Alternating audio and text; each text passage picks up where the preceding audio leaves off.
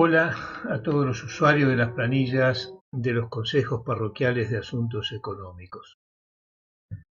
En este video intento repasar por algunas dudas que en realidad son más antiguas, pero aprovechar que como complemento de la guía escrita de uso que les he enviado o les estoy enviando con la nueva planilla, sobre el tema de las transacciones, cómo registrarlas, cuáles serían los criterios con los que nos queremos manejar al respecto. Esto está en la hoja 2, en la hoja diario, donde el área de trabajo es de la fila 16 hacia abajo entre las columnas D y la columna K. Hay tres filas más, la 13 a la 15, que están en el área inmovilizada, pero se utilizan de única vez al empezar con los saldos iniciales o los arrastres del periodo anterior que pueda haber para el efectivo en caja, el dinero en banco, y si hubiera aquí moneda extranjera, sean dólares o euros. La zona de trabajo, la zona donde cargamos las transacciones, y por transacción se entiende cualquier movimiento de ingreso o de egreso que se registre en un periodo dado por cualquier concepto. Justamente para saber cuál es el periodo dado, se utiliza la fecha. Para saber qué tipo de movimiento es, a qué afecta, están los distintos tipos ahora de fondos, caja y bancos. Y para saber qué tipo de movimiento y qué está afectando específicamente, está el plan de cuenta. De estas 8 columnas del área de trabajo, hay 7 que por cada transacción que ustedes hagan tiene que tener datos, y hay una que es optativa, que es la última, la de observaciones. Ya lo resumiremos. Lo que me interesa es que quede claro algunos criterios que deben tener en cuenta para hacer esta tarea. De izquierda a derecha es el orden en que lo hacen, y lo primero que deben anotar es la fecha del movimiento. Entonces aquí aclaramos una primer duda usual sobre esto.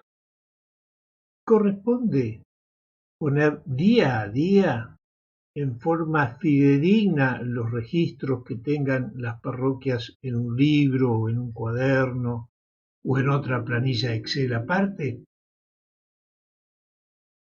No, o sí. Repasemos. Por los informes que hago al arzobispado, el periodo de análisis económico-financiero por parroquia, por decanato y global es el mes. Esto entonces deja una amplitud de opciones para hacer. Hay parroquias que quieren ser fieles a sus registros y estos registros son diarios y lo vuelcan en forma diaria. No hay ningún inconveniente, día a día, según haya sido la fecha concreta y real de ese movimiento. Otras parroquias agrupan lo que serían pasibles de hacerlo, algunos movimientos en forma semanal. Por ejemplo, un caso típico es la colecta de misa. Al principio había parroquias que incluso se tomaban el trabajo de anotar por día y la hora cada movimiento, es decir, que en un domingo, si tenía 2 misas, anotaban 2 movimientos por la colecta. Bien, normalmente ahora lo que hacen es suman todas las colectas de las misas de la semana, de día laborable o de fin de semana, y las anotan, por ejemplo, con fecha del domingo. Y hay otro grupo de parroquias que va más allá, lo hace consolidado mensualmente, es decir, en este caso del ejemplo que estamos usando, suma para todo el mes las colectas de las misas en un solo movimiento que normalmente se pone como fecha el último día del mes. Cualquiera de las tres maneras o una combinación, es decir, movimientos registrados diariamente respetando la fecha real que fue anotada o que está en la factura o el ticket, o semanalmente en aquello que sea pasible de ser repetitivo y semanal, o mensualmente es exactamente lo mismo. Lo importante es que sea fidedigno ese movimiento, esos importes y esos totales con lo que realmente ocurrió en la práctica. Entonces, aclarado la fecha, vale otro criterio para la cronología de estos movimientos o transacciones. No es necesario agregar ni quitar filas, de hecho sería un problema serio para los cálculos si lo hicieran en la zona de trabajo o protegiendo la hoja, porque Excel, para los fines que utilizamos la planilla, todo lo que son los cálculos de balances mensuales, de disponibilidades mensuales y anuales, no le importa el orden en que esté la fecha. Entonces, si ustedes, como acá está puesto, se habían olvidado al terminar febrero una transacción o aparece un ticket que estaba traspapelado sobre el mes de enero, es tan simple como que acá ingresan enero y después los cálculos de Excel no hay ningún problema una vez que completan la transacción. Otro tema respecto a esto, es indiferente, algunas parroquias les conviene y ponen primero todos los ingresos, después todos los egresos, y otras parroquias van intercalando según la cronología que se da en la práctica los ingresos con los egresos. Es también totalmente indiferente para el trabajo de la planilla el orden en que lo pongan. Y si dentro del mismo mes intercalan fechas, es decir, ponen un movimiento del día 10 y debajo de eso un movimiento del día 8 y debajo un movimiento del día 15 y así sucesivamente, tampoco hay ningún problema. Siempre volvemos al mismo origen de importancia.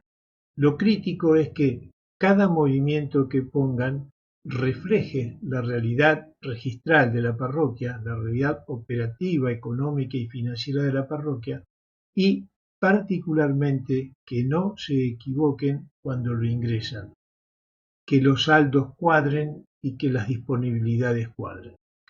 Bien, seguimos hacia la derecha y estamos en la columna E, que es la de tipo de movimiento o transacción. Este campo está bloqueado y no deben ustedes ingresarlo porque es automático a partir del código de la cuenta. Viene el código de la cuenta que ustedes llenan a partir del plan de cuentas y también automáticamente a la derecha aparece la descripción de esa cuenta. Entonces, noten que hasta el momento hay dos datos que ustedes deben incorporar y los dos son igual de importantes. La fecha para que podamos establecer el periodo de análisis y el código de la cuenta que va a ir imputado ese ingreso o ese egreso que servirá para luego ver cómo se desenvuelve, en qué grupo de cuentas de resultados se están manejando los números que ingresamos. Esto, como dije, es automático. Luego tienen que cargar el importe que, como se ve aquí en estos datos de prueba nada más, se colorean en rojo si es un egreso, como para que uno rápidamente en forma visual se dé cuenta si esto suma o esto resta. La columna que se llena exclusivamente si es alguna moneda extranjera, la columna H y la I, es decir, la de pesos y la de moneda extranjera, son excluyentes, es decir, nunca pueden tener valores las dos. O se rellena esta o se rellena esta. Y finalmente, una columna de las obligatorias que es el medio de la transacción. Esta columna es frecuente que omitan rellenarla. Y no es que sea grave, pero tienen que recordar que al omitir este tipo de medio, no van a ser correctos, no van a estar bien calculados los saldos mensuales ni las disponibilidades. Porque, como es natural pensar, la lógica de la distribución para los saldos y para las disponibilidades tiene relación directa con lo que estemos hablando, si es efectivo o si está en caja o está en banco o si es moneda extranjera o incluso si es una transferencia, porque la transferencia solamente afecta a la disponibilidad porque es un desbalance entre los dos fondos, pero no afecta, por ejemplo, no impacta en el cálculo de los saldos mensuales.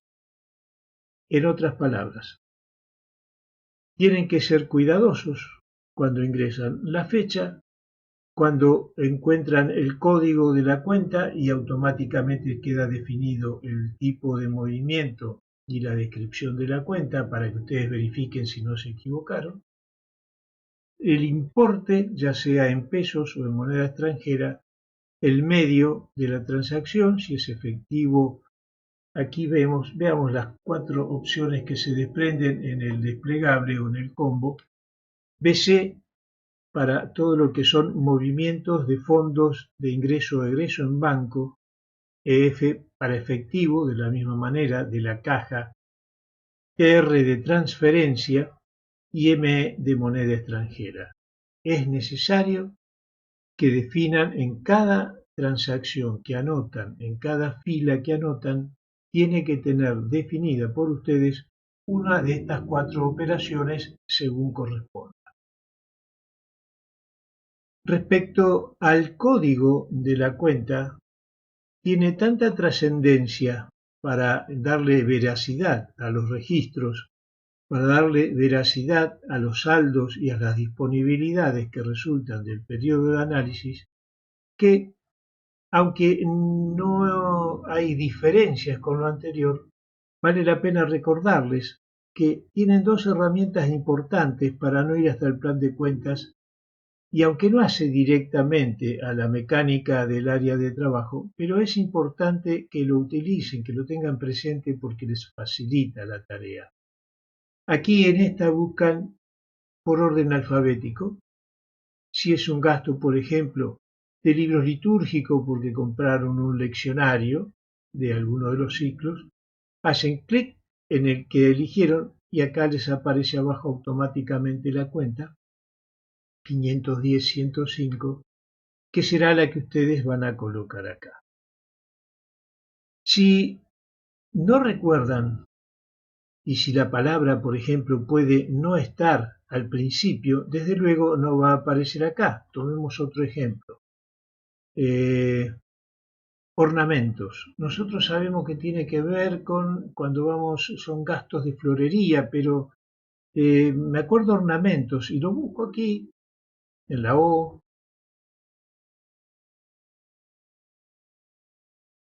Y no aparece ornamentos.